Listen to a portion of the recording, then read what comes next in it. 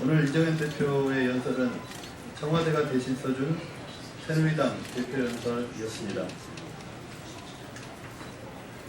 오늘 새누리당 이정현 대표의 원내 교섭단체 대표 연설이 있었습니다.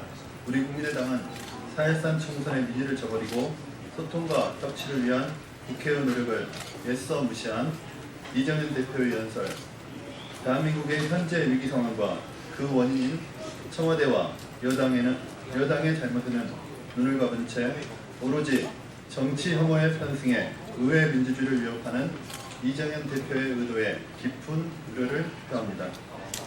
불과 지난주 금요일까지 새누리당의 국회 파행행위가 수차 있었고 청와대의 의회 민주주의를 무시한 행태가 여전히 반복되고 있습니다.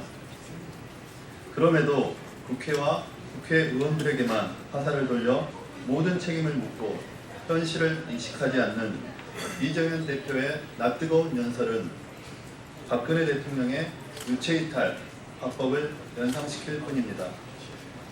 이정현 대표는 상권 분립에 의해 행정부를 견제해야 하는 국회 제1당의 대표입니다. 그런데도 집권 여당의 정기국회 대표 연설에는 국민에 대한 책임있는 사과나 진솔한 반성을 찾아보기 어렵습니다. 민생을 운운하면서 현재의 어려운 상황을 야기한 청와대와 정부에 대한 비판은 전혀 없었습니다.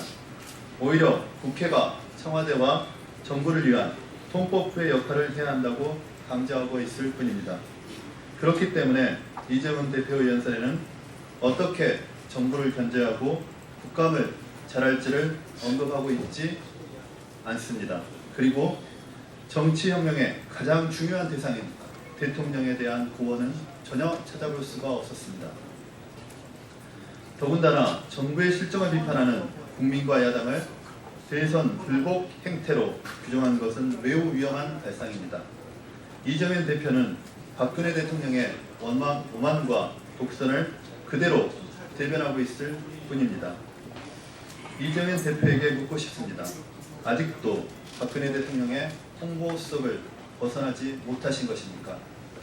협치에 대한 불통과 오만 역시 그대로입니다.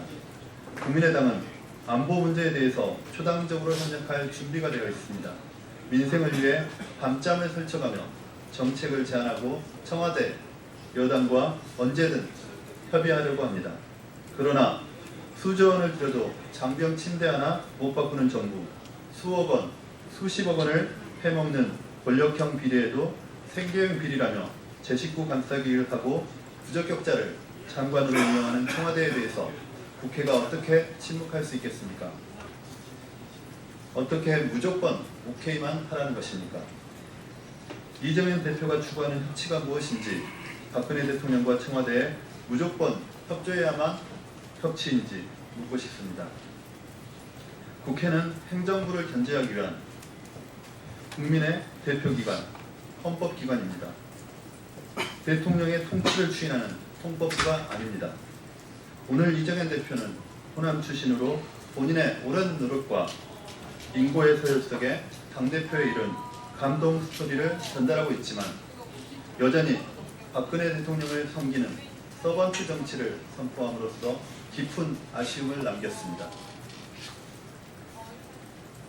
그리고 호남에 대한 일방적 구애 역시 지난번 청와대 방문 결과에서 드러났듯이 현실성 없는 언어 유희에 불과한 것 같아 민망스러울 따름입니다. 마치겠습니다.